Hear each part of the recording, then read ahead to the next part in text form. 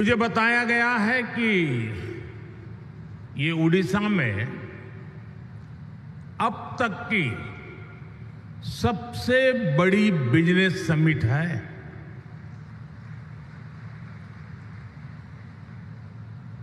पहले के मुकाबले 5-6 गुना ज्यादा इन्वेस्टर्स इसमें पार्टिसिपेट कर रहे हैं। मैं पूर्वी भारत को देश के विकास का ग्रोथ इंजन मानता हूं और उड़ीसा की इसमें एक बड़ी भूमिका है। यहां के प्राचीन पोर्ट्स एक प्रकार से भारत के गेटवे हुआ करते थे। आज भी उड़ीसा में हर वर्ष बाली यात्रा मनाई जाती है। अभी इंडोनेशिया के राष्ट्रपति जी आए थे और वो तो यहां तक बोल गए कि शायद मेरे डीएनए में उड़ीसा है। मैं यहां उपस्थित हर इन्वेस्टर्स का आह्वान करूंगा और हमारे मुख्यमंत्री जी ने जो बात कही मैं इसको दोहराना चाहूंगा। यही समय है, सही समय है। उड़ीसा की इस विकास यात्रा में आपका निवेश आपको सफलता की नई बुलंदियों पर पहुंचाएगा और ये मोदी की गारंटी है।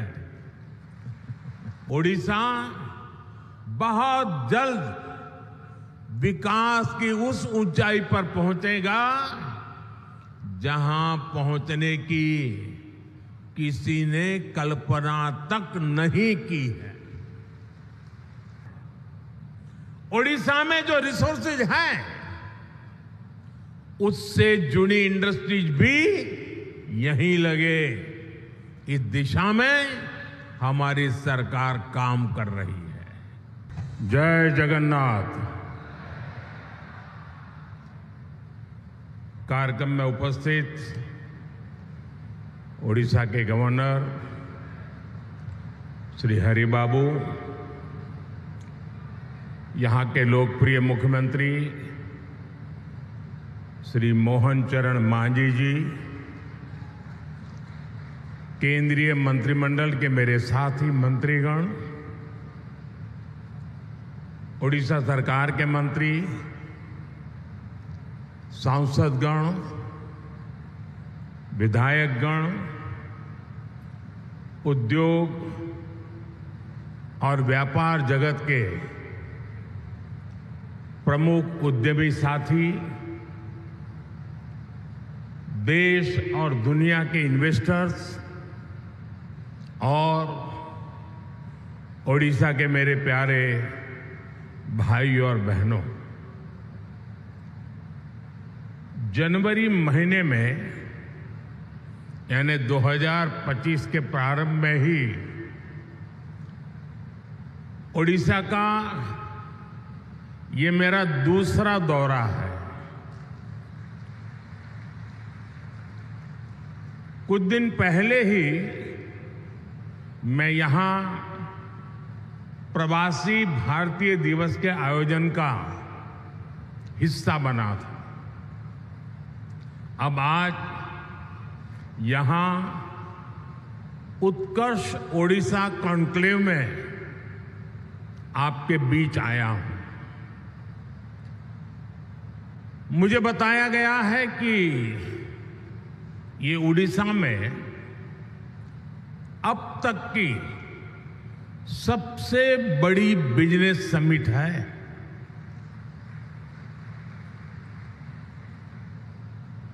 पहले के मुकाबले 5-6 गुना ज्यादा इन्वेस्टर्स इसमें पार्टिसिपेट कर रहे हैं। मैं उड़ीसा के लोगों को, उड़ीसा सरकार को इस शानदार आयोजन के लिए बहुत बहुत बधाई देता हूं। आप सभी का इस आयोजन में अभिनंदन करता हूं। साथियों, मैं पूर्वी भारत को देश के विकास का ग्रोथ इंजन मानता हूं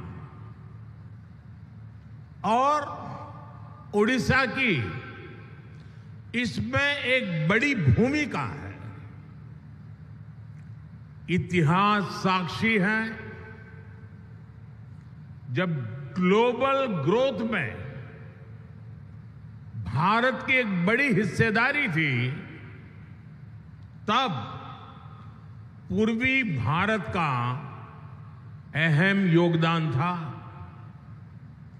पूर्वी भारत में देश के बड़े इंडस्ट्रियल हब थे, पोर्ट्स थे, ट्रेड हब थे। ओडिशा की इसमें बड़ी हिस्सेदारी भी थी। ओडिशा साउथ ईस्ट एशिया में होने वाले ट्रेड का प्रमुख सेंटर हुआ करता था। यहां के प्राचीन पोर्ट्स एक प्रकार से भारत के गेटवे हुआ करते थे। आज भी ओडिशा में हर वर्ष बाली यात्रा मनाई जाती है। अभी इंडोनेशिया के राष्ट्रपति जी आए थे और वो तो यहां तक बोल गए कि शायद मेरे डीएनए में उड़ीसा है।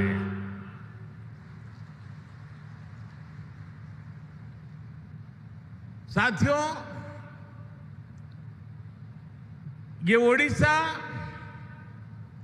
उस लेगेसी को सेलिब्रेट करती है जो ओडिशा को साउथ ईस्ट एशिया से जोड़ती है।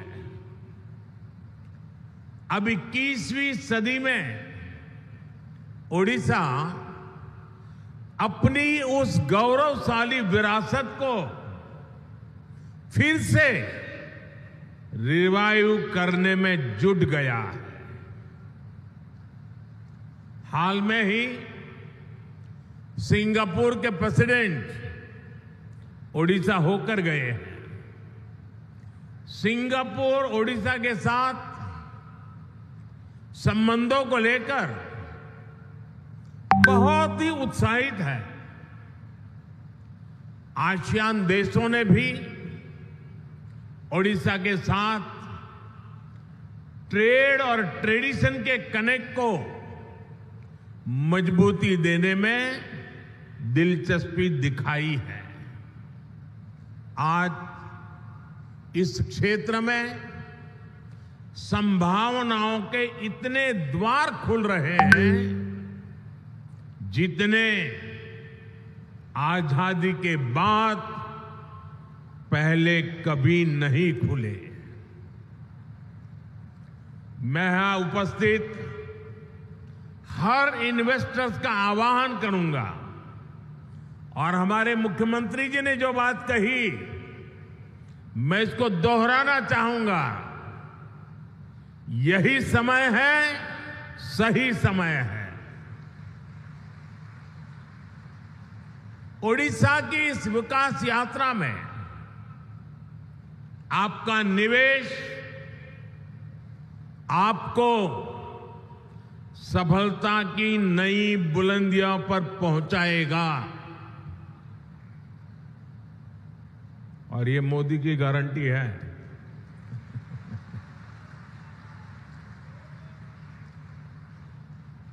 साथियों, आज भारत विकास के ऐसे पथ पर चल रहा है जिसको करोड़ों लोगों की एस्पिरेशंस ड्राइव कर रही है।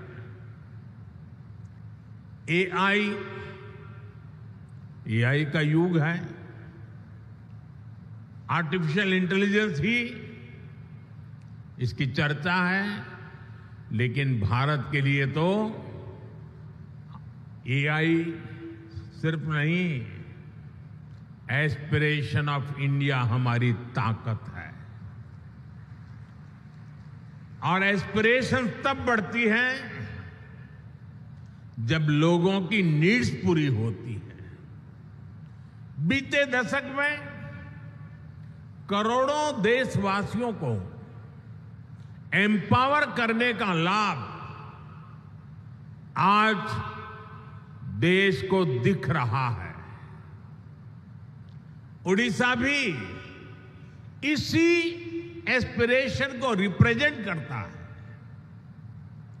उड़ीसा आउटस्टैंडिंग है। उड़ीसा नए भारत के ऑप्टिमिज्म और ओरिजिनलिटी का प्रतीक है। उड़ीसा में अपॉर्चुनिटीज भी हैं और यहां के लोगों ने हमेशा आउट परफॉर्म करने का जुनून दिखाया है।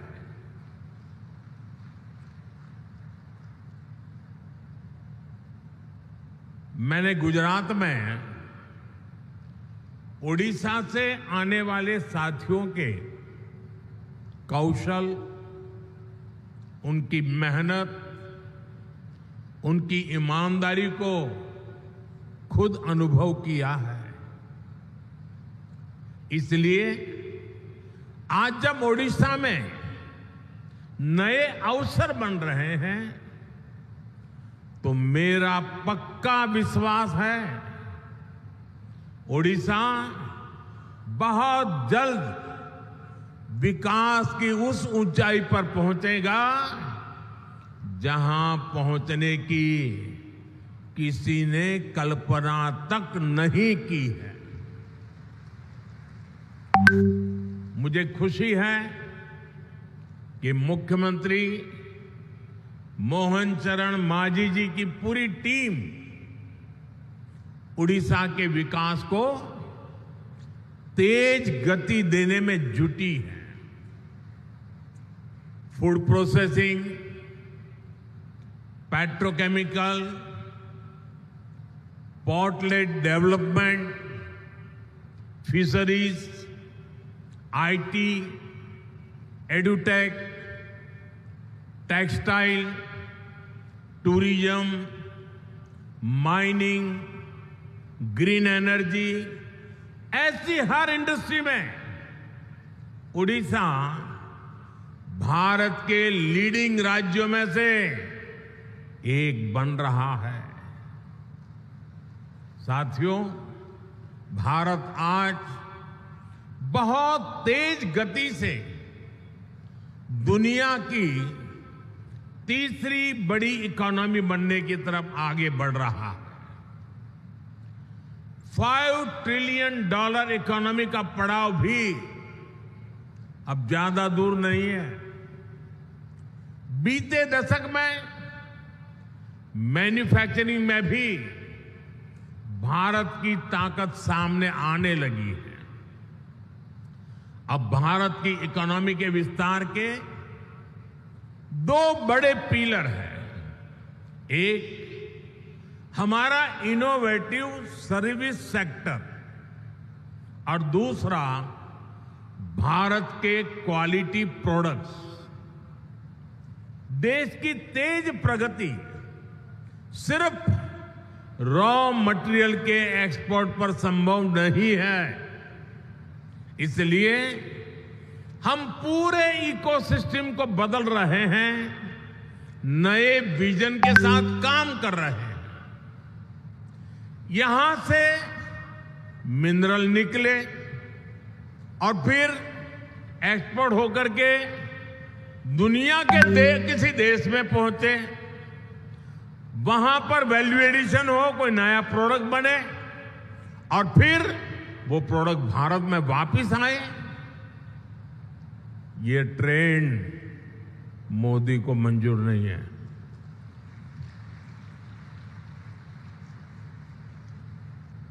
इस ट्रेंड को अब भारत बदल रहा है। यहां के समंदर से सी फूड निकले और फिर दुनिया के किसी दूसरे देश में वो प्रोसेस होकर बाजारों में पहुंचे, ये ट्रेंड भी भारत बदल रहा है। ओडिशा में जो रिसोर्सेज हैं, उससे जुड़ी इंडस्ट्रीज भी यहीं लगे। इस दिशा में हमारी सरकार काम कर रही है। आज का ये उत्कर्ष ओडिशा कॉन्क्लेव भी इसी विजन को साकार करने का एक माध्यम है। साथियों, आज दुनिया सस्टेनेबल लाइफस्टाइल की बात कर रही है, ग्रीन फ्यूचर की तरफ बढ़ रही है। आज ग्रीन जॉब की संभावनाएं भी बहुत बढ़ रही है। हमें समय की जरूरतों और डिमांड के हिसाब से खुद को बदलना है, उसके हिसाब से ढालना है।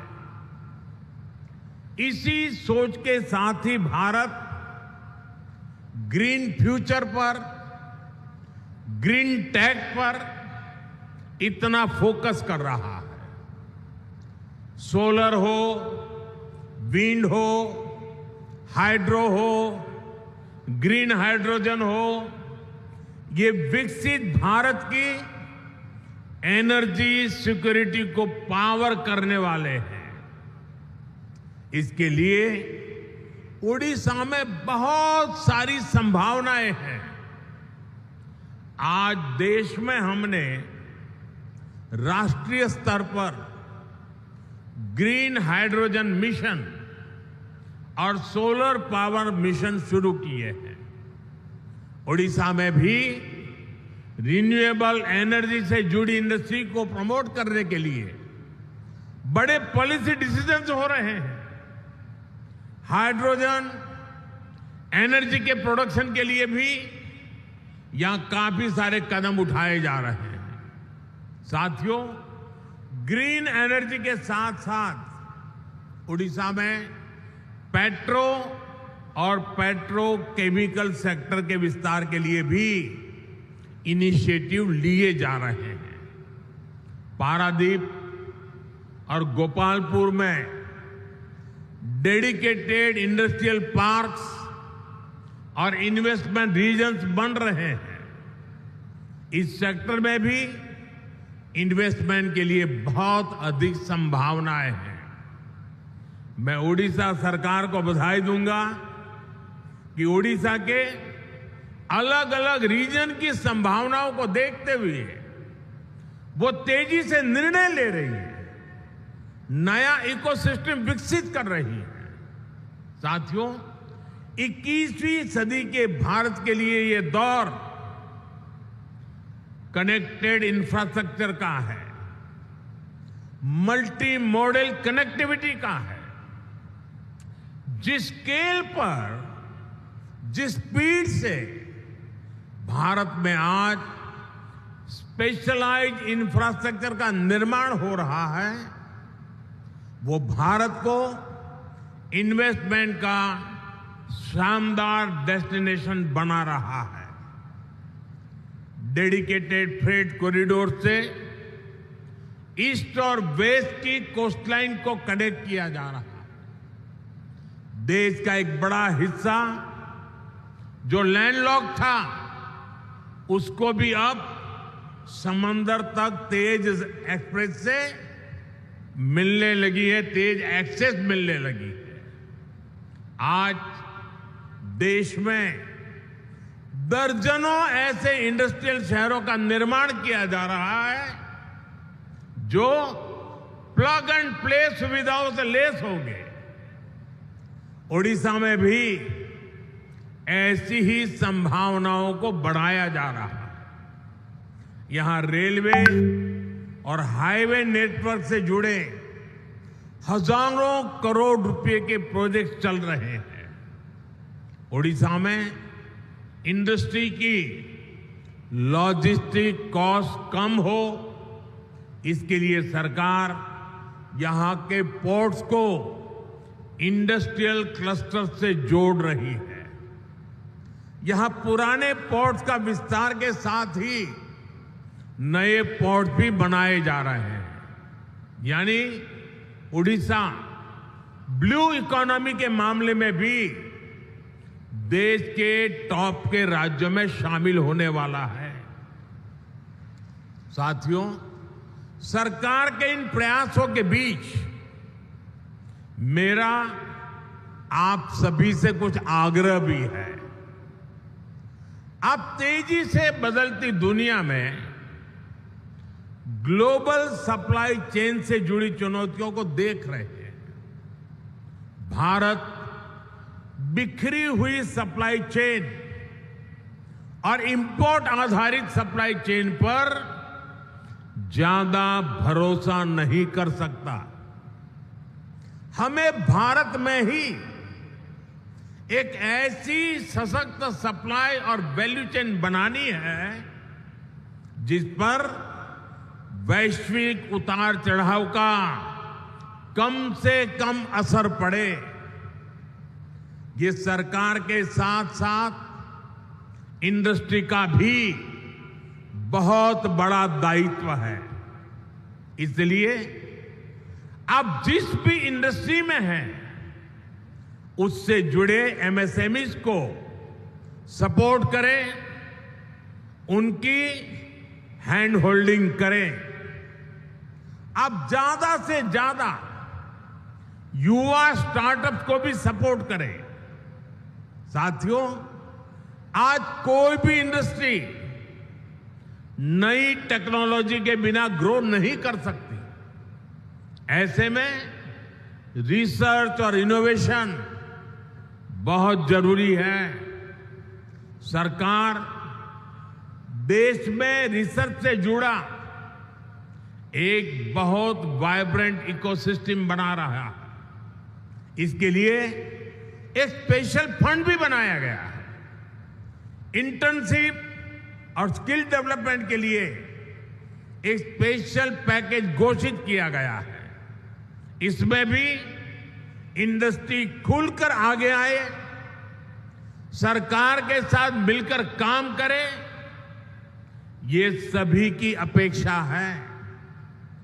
जितना बड़ा और बेहतरीन भारत का रिसर्च इकोसिस्टम होगा, स्किल्ड यंग पूल होगा, हमारी इंडस्ट्री को इससे सीधा फायदा होगा।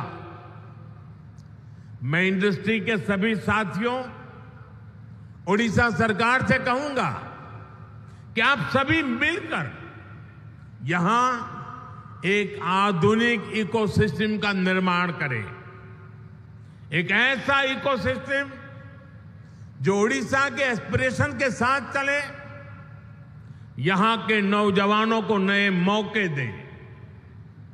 इससे ओडिशा के नौजवानों को यहां पर ही जॉब्स के ज्यादा से ज्यादा अवसर मिलेंगे। ओडिशा समृद्ध होगा, ओडिशा सशक्त होगा, ओडिशा का उत्कर्ष होगा। साथियों, आप सभी दुनिया भर में जाते हैं, दुनिया भर के लोगों से मिलते हैं। आज दुनिया में भारत को जानने समझने की उत्सुकता आप चारों तरफ अनुभव करते हैं। भारत को समझने के लिए ओडिशा एक बेहतरीन डेस्टिनेशन है। यहां हजारों वर्ष के हमारी हेरिटेज है, हिस्ट्री है। आस्था, आध्यात्म, घने जंगल, पहाड़, समंदर, हर चीज के दर्शन एक ही जगह पर होते हैं। ये राज्य विकास और विरासत का अद्भुत मॉडल है। इसी भाव के साथ ही हमने G20 के कल्चर से जुड़े इवेंट उड़ीसा में रखे थे। कोणार्क सन टेम्पल के चक्र को हमने G20 के मेन इवेंट का हिस्सा बनाया था। उत्कर्ष ओडिशा में हमें ओडिशा के इस टूरिज्म पोटेंशियल को भी एक्सप्लोर करना है। यहां की 500 किलोमीटर से लंबी कोस्टलाइन, 33% से ज्यादा का forest cover, eco tourism, adventure tourism की अनंत संभावनाएं आपका इंतजार कर रही है। आज भारत का फोकस है वेट इन इंडिया। आज भारत का मंत्र है हील इन इंडिया। और इसके लिए ओडिशा का नेचर, यहां की प्राकृतिक सुंदरता बहुत मददगार है। साथियों, आज भारत में कॉन्फ्रेंस टूरिज्म का भी बहुत पोटेंशियल बन रहा है। दिल्ली में भारत मंडपम और यशोभूमि जैसे वेन्यू, इसके बड़े सेंटर बन रहे हैं। भुवनेश्वर में भी बहुत बढ़िया कन्वेंशन सेंटर का लाभ मिल सकता है। इसी से जुड़ा एक और नया सेक्टर कंसर्ट इकोनॉमी का है।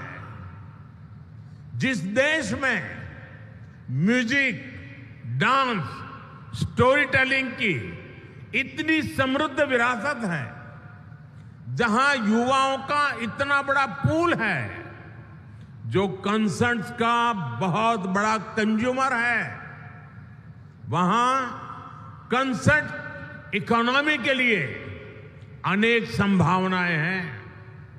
आप देख रहे हैं कि बीते 10 सालों में लाइव इवेंट्स का चलन और डिमांड दोनों बढ़े हैं।